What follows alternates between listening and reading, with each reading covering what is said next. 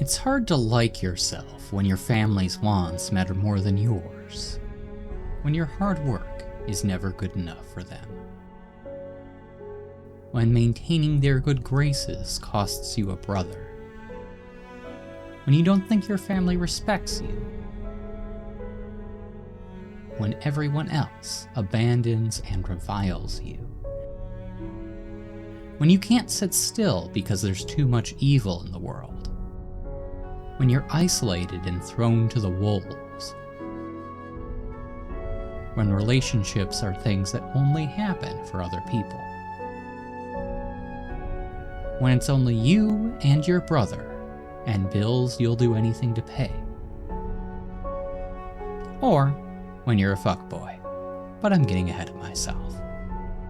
Welcome to Marriagetoxin, a battle shonen harem series the likes of which I have not seen since Ranma 1/2, but with a cast primarily in their 20s instead of their teens, thank God. Let me catch you up to speed on what you need to know. I'm going with light spoilers on this one. Our protagonist, Garo, hasn't had much luck in his love life because he suffers from social anxiety, a lack of social skills generally, self-worth issues, and an inability to eat any food he himself has not prepared. Also, he's an assassin for one of the top 5 assassin families. He's come to terms with being single forever until he gets a call from his sister, saying that their grandma is forcing her to get married so she can continue the family bloodline. Garo, like a good big brother, immediately tells her, "No, you have a girlfriend. Go tell grandma to give me some time and I'll figure out how to get married." He then immediately proposes to the marriage swindler Mae Kinosaki, who he's in the middle of assassinating at the moment. I do believe I mentioned the poor social skills. One entirely justified dressing down and rescue later, Kinosaki agrees to help Garo as a dating coach. The marriage proposal is still a no-go because Kinosaki is a guy and Garo's family is dead set on biological children.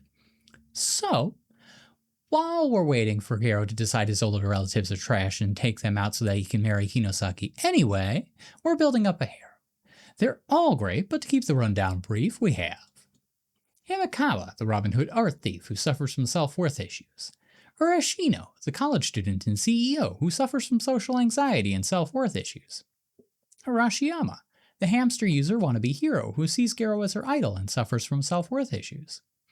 Akakura, the bodyguard who is slightly sheltered, easily flustered by Garo, and is a little too ready to put her life on the line because she may have some self-worth issues. Himi, the emo streamer who is still working on exploring herself as she roleplays different facets of her personality around different people. And, despite the pattern, not really getting self-worth issues from her. She's more about building up her independence, fantasizing, not being tied down, and trying not to ask for help that might take away from one of those 3 things. But, getting back to the self-worth issues, we have the subject of today's video, Ushio, the water user. One of the first antagonists of the series. She waterboarded Himekawa, and we're all apparently just moving past that thanks to the power of friendship and redemption. I did mention this is a shonen series. Marriagetoxin's writing's great. Every named character has at least one moment showcasing the core of their personality.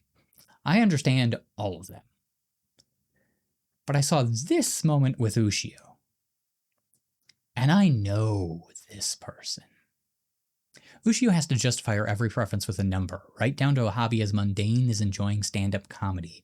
Her own vulnerability burns her just as much as her airborne contact dermatitis. If anyone starts to get close to her, or if anyone provokes a positive emotion from her that she can't drown and ignore, she'll spray water at their face like a hissing cat that's got a hold of the spray bottle. She's the type of person who will spend days hovering over you while you're sick and bedridden, then hand you an invoice, not a Venmo request, a proper, formal business invoice for $26.81. That sort of money is nothing to her, she knows it's nothing to you, but putting her care behind a service and payment lets her hide from how much it mattered to her. Even when Garo gets her to open up and step outside her armor, she falls back into her old habits.